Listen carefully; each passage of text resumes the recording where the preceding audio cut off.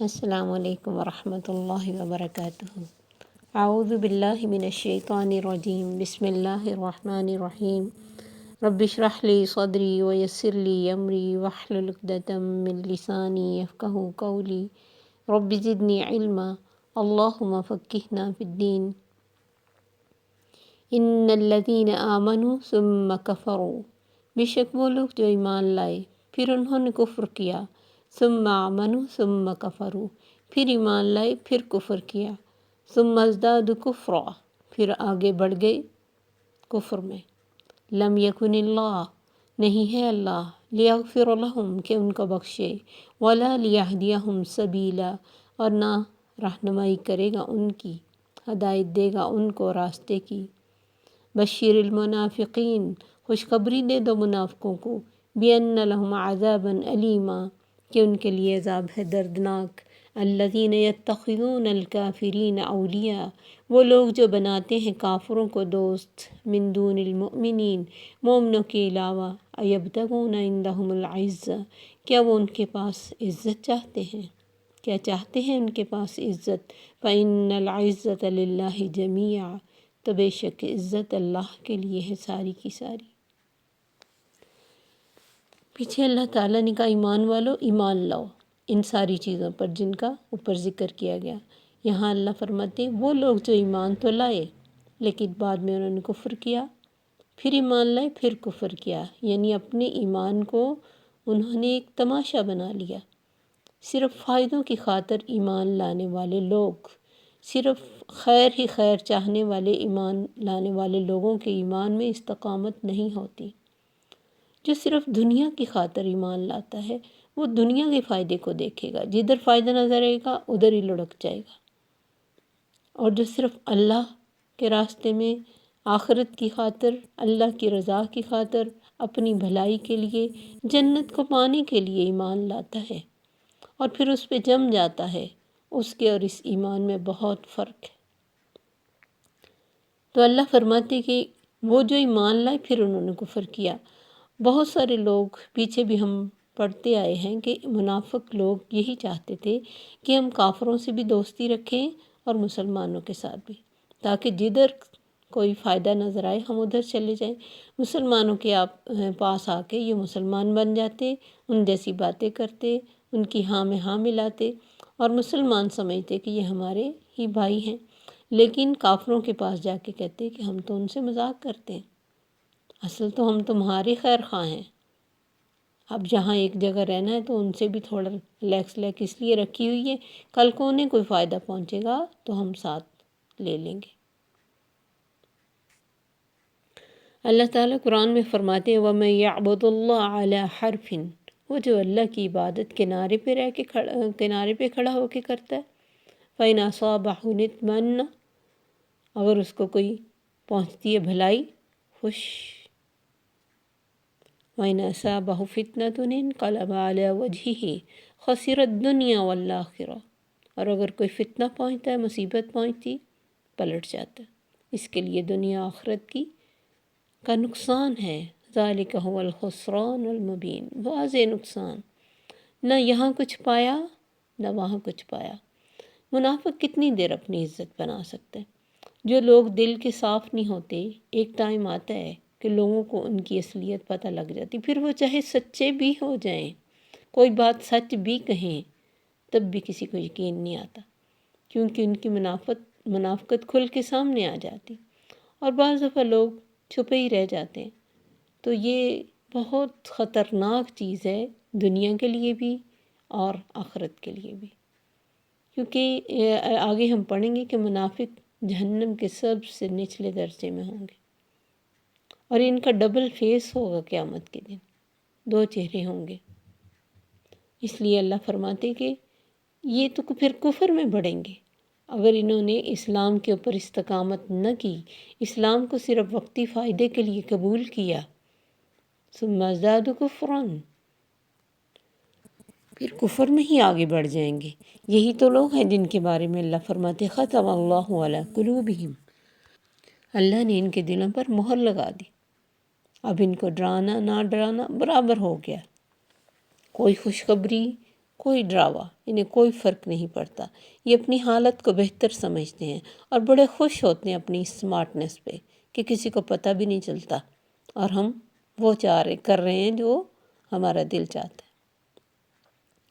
تو ایمان لا کر جو مرتد ہو جائے، مومن ہو کر کافر بن جائے، پھر اپنے کفر پر جمے اور اسی حالت میں مر جائے، نہ اس کی توبہ قبول ہوگی، نہ اس کی بخشش کا کوئی امکان ہے، نہ فلاح، نہ اللہ انہیں بخشے گا اور نہ ہی راستہ دکھائے گا، کیونکہ راستہ تو چاہنے والوں کو ملتا ہے نا۔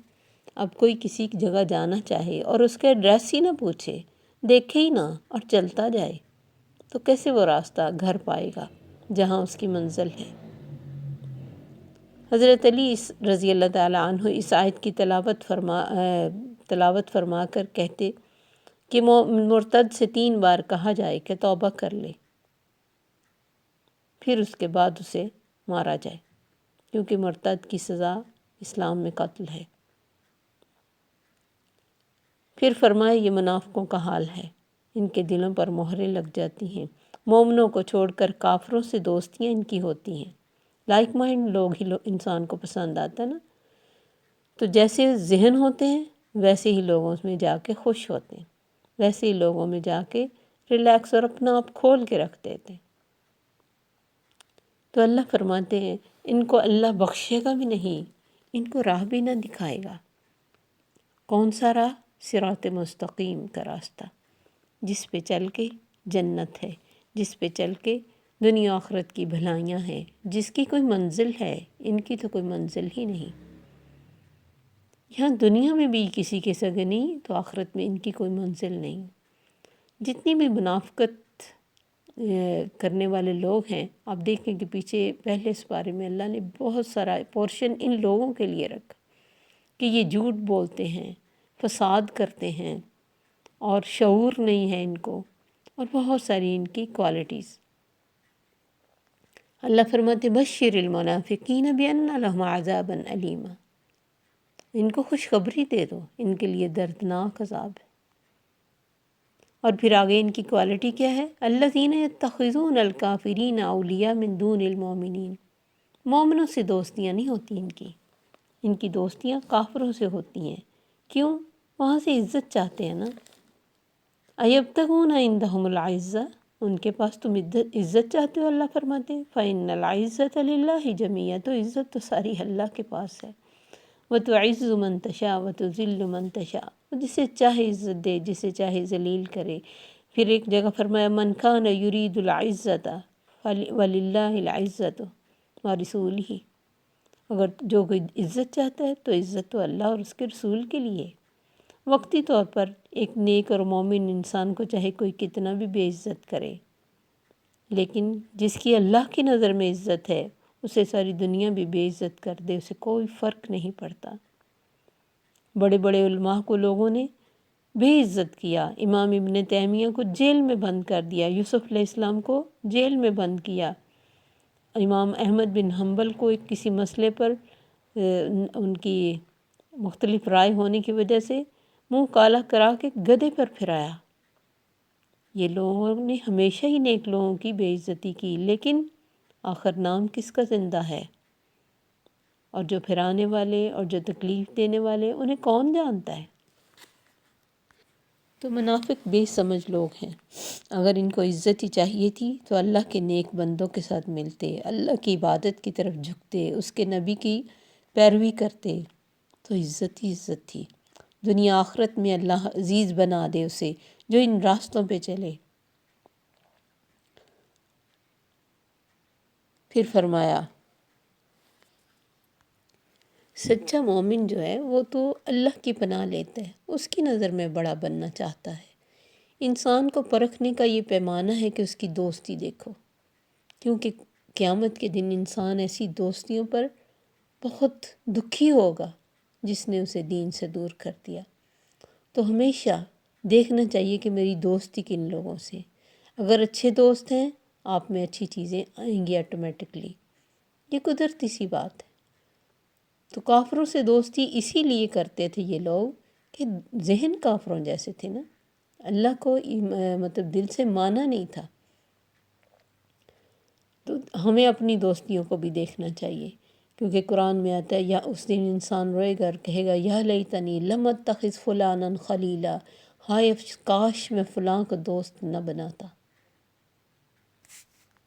لقد اضلنی عن الذکر بعد اذ جاءنی، اس نے مجھے نصیحت سے، ذکر سے، آخرت کی یاد سے، اللہ کی یاد سے ہٹا دیا، حالانکہ مجھے پتہ چل گیا تھا کہ یہ سب چیزیں صحیح ہیں۔ اپنے ہاتھوں کو کاٹے گا اور روئے گا۔ اس لیے اپنے بچوں کی بھی دوستیوں کو دیکھنا چاہیے۔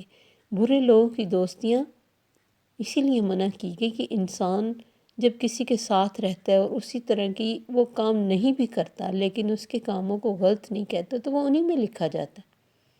آپ نے فرمایا نا، جس نے کسی قوم کی مشابہت اختیار کی وہ انہی کے ساتھ اٹھے گا۔ سارے بے نماز ایک جگہ ہو جائیں گے، سب منافق ایک جگہ ہو جائیں گے، سب کافر ایک جگہ ہو جائیں گے، چاہے کسی بھی زمانے کے لوگ تھے۔ تو جو انسان کسی برائی کو برائی نہیں کہتا اس کو انہی میں شامل کیا جاتا ہے، اور جو کہیں دور بیٹھا برائی کو برائی کہتا ہے وہ اس سے بری ہو جاتا ہے۔ اسی طرح نیک لوگوں سے دوستی انسان کے لیے نیکی میں اضافے کا باعث بنتی ہے۔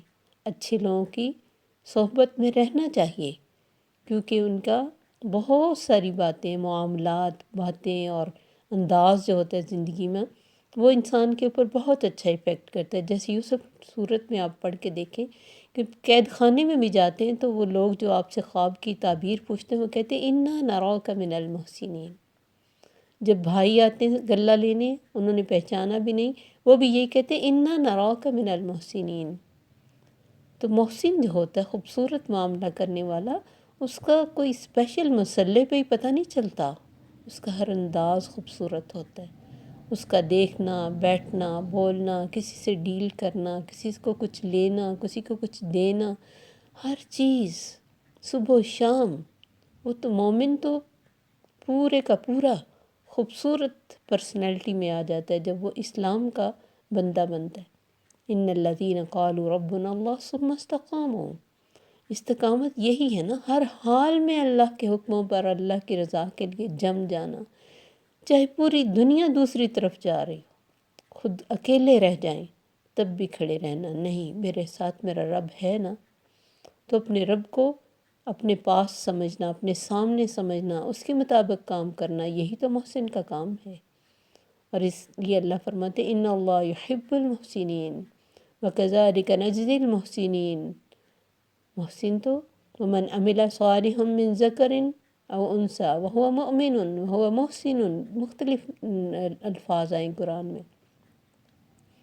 تو یہ محسن اور مومن ہونا ہمارے اپنے فائدے کی بات، ہماری اپنی زندگی میں سکون ہے۔ اب دیکھیں منافق کتنی دیر سکون میں رہ سکتا ہے، ہر وقت اسے اپنا پینترا بدلنا پڑتا ہے، گرگٹ کی طرح رنگ بدلنے پڑتے ہیں، کسی کے ساتھ وہ ہنس کے بات کر رہا ہوتا ہے، اسی سے تھوڑی دیر بعد اسی سے رونے کی بات کرنا شروع کر دیتا ہے، جس کے ساتھ جاتا ہے پاس بیٹھتا ہے ویسا ہی ہو جاتا ہے۔ کتنے کھول چڑھانے پڑتے ہیں اس کو، جن لوگوں سے اسے نفرت ہوتی ان کے ساتھ بھی محبتیں میں اظہار کر رہا ہوتا ہے۔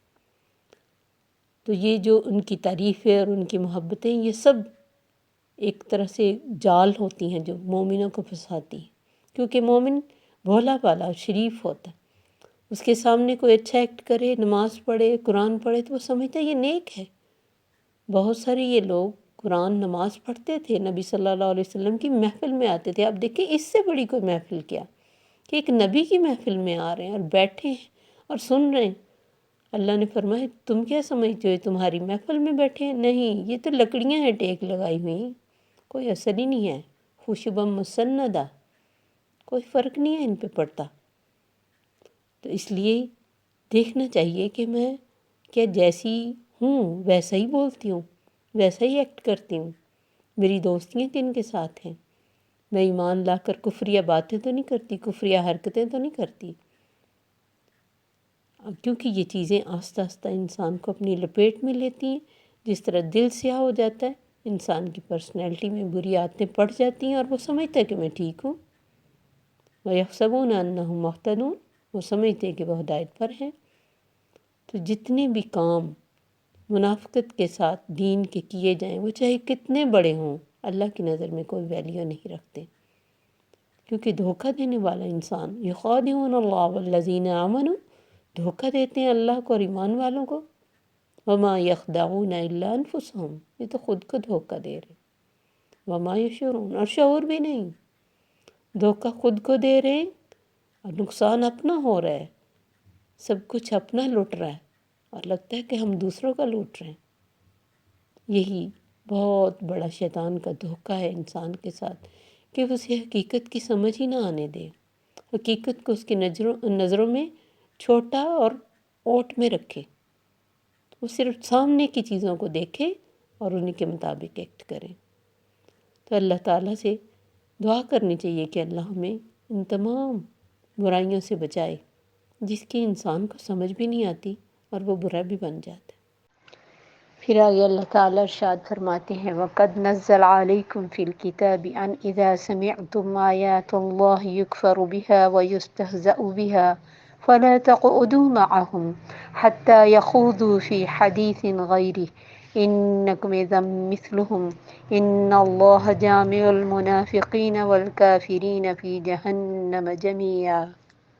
وَقَدْ نَزَّلَ عَلَيْكُمْ فِي الْكِتَابِ، اور بے شک اس نے نازل کیا تم پر کتاب میں، ان اذا سمعتم، کہ جب سنو تم، آیات اللہ، اللہ کی آیات کو، یکفر بہا و یستہزأ بہا، ان کا کفر کیا جاتا ہے اور ان کا مذاق اڑایا جاتا ہے، فلا تقعدوا معہم، تو نہ تم بیٹھو ان کے ساتھ، حتی یخوضوا فی حدیث غیری، حتیٰ کہ وہ مشغول ہو جائیں کسی اور بات میں، انکم اذا مثلہم، بے شک تم تب ان جیسے ہی ہوگے، ان اللہ جامع المنافقین، بے شک اللہ جمع کرنے والا ہے منافقوں کو، والکافرین، اور کافروں کو، فی جہنم جمیعا، جہنم میں سب کو، الذین یتربصون بکم، وہ لوگ جو انتظار کر رہے ہیں تمہارا، فإن کان لکم فتح من اللہ،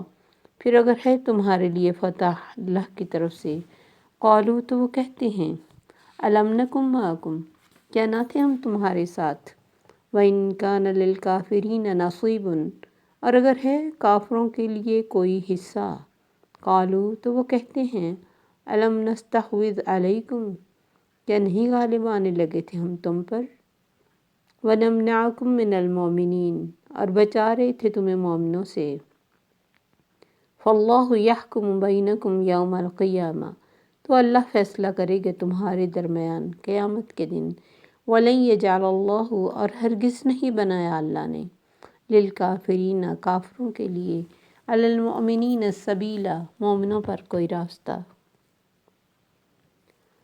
اللہ تعالیٰ فرماتے ہیں کہ اس میں کوئی شک نہیں کہ اس نے تم پر کتاب اتاری، لیکن اس کتاب کے بارے میں شک کرنے والوں کی محفل میں، اور اس کتاب پر رنگ برنگی باتیں اور تعویلیں کرنے والے اور اس کو مختلف اس کے نقائص نکالنے والوں اور لطیفے بنانے والوں کی محفلوں میں کبھی نہ بیٹھنا۔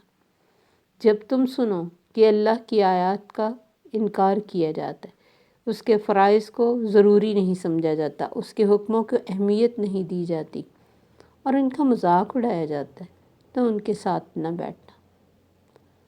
یہ شروع سے ہی نیچر رہی ہے انسان کی کہ انہوں نے جس چیز کو مانا نہیں یا ماننا نہیں چاہا، اس میں نقص نکالے، کبھی اس پہنچانے والے میں جو بتا رہے اور کبھی چیز میں، اور یہ تمام دور کے انبیاء کو یہ معاملہ پیش آیا کہ لوگوں نے ان کا مذاق اڑایا، کسی نے ان کی غربت کا مذاق اڑایا، کسی نے ان کی اکیلے ہونے کا کہ جی تمہارا کوئی پیچھے گارڈ نہیں ہے، تمہارے پاس کوئی دولت نہیں ہے، تمہارے ساتھ کوئی نہیں ہے، اور تم ہمارے معاشرے میں کوئی بہت ایلیٹ کلاس نہیں ہو، تو مختلف طریقوں سے، اور جیسے جہنم کے 19 داروغوں کا اللہ نے ذکر کیا، تو تب بھی مکے کے یہ جو سردار تھے تو کہتے تھے 19 کو سنبھالنا کون سا کام، 2-4 کو میں پکڑ لوں گا، 2-4 کو تم پکڑ لینا۔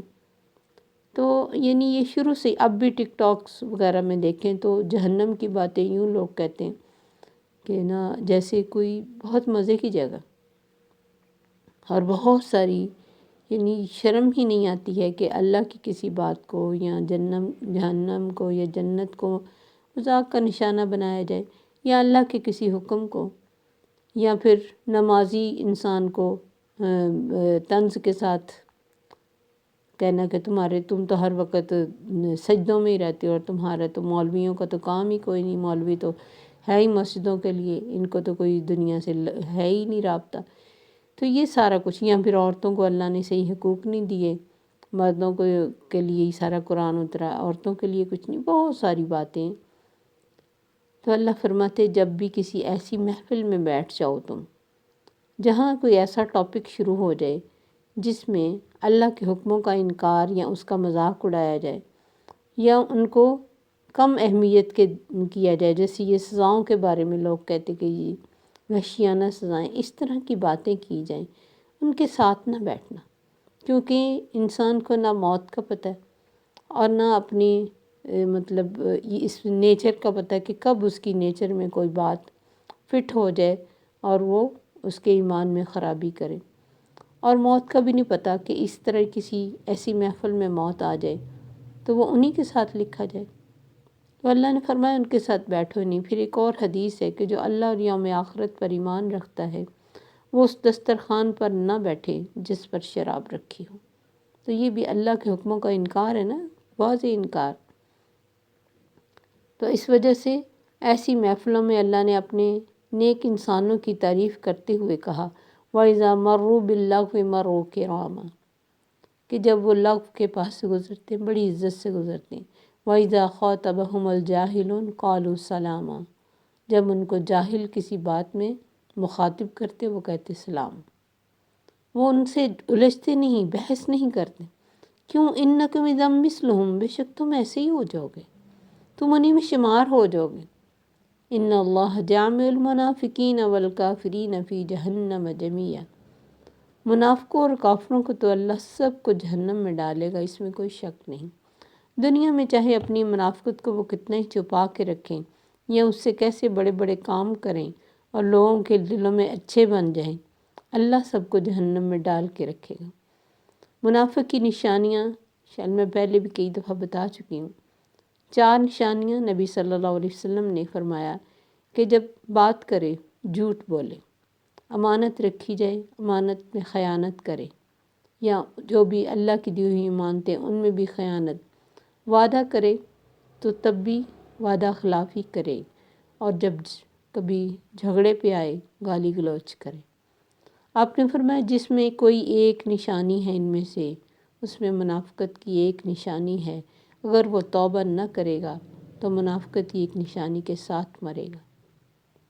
تو اللہ ان منافقوں کو اور کافروں کو سب کو جہنم میں اکٹھا کرے گا۔ تم اپنی عاقبت خراب نہ کرنا، ان کے ساتھ بیٹھ کے، ان کے ساتھ رہ کے، ان کی باتوں کی تائید کر کے، یا تائید نہیں بھی کی تو چپ کر کے بیٹھے رہنا کہ کوئی بات نہیں، ہم تو نہیں ایسی باتیں کر رہے، اور اس وقت کبھی بھی دین کو آگے نہ لے کے آنا کہ میری یہاں کون سنے گا یا میں کیسے یہاں بات کروں۔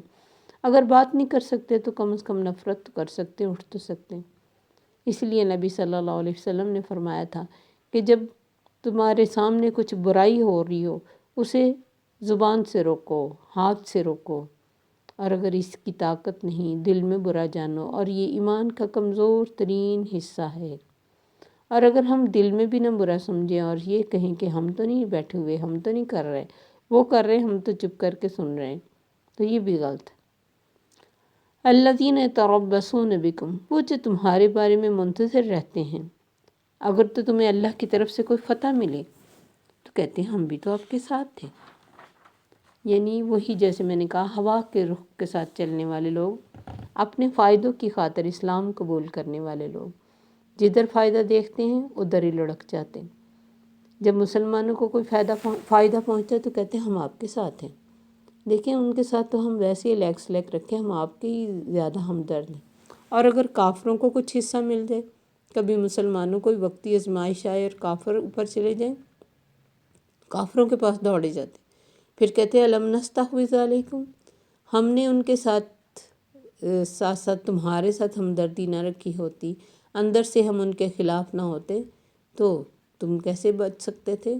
اگر وہ تمہیں ختم کر دیتے تو یہ اس ہماری وجہ سے تمہیں فتح ملی ہے، کیونکہ ہم اندر کے حالات تمہیں بتاتے تھے اور اندر سے ہم ان کے ساتھ سگے بھی نہیں تھے۔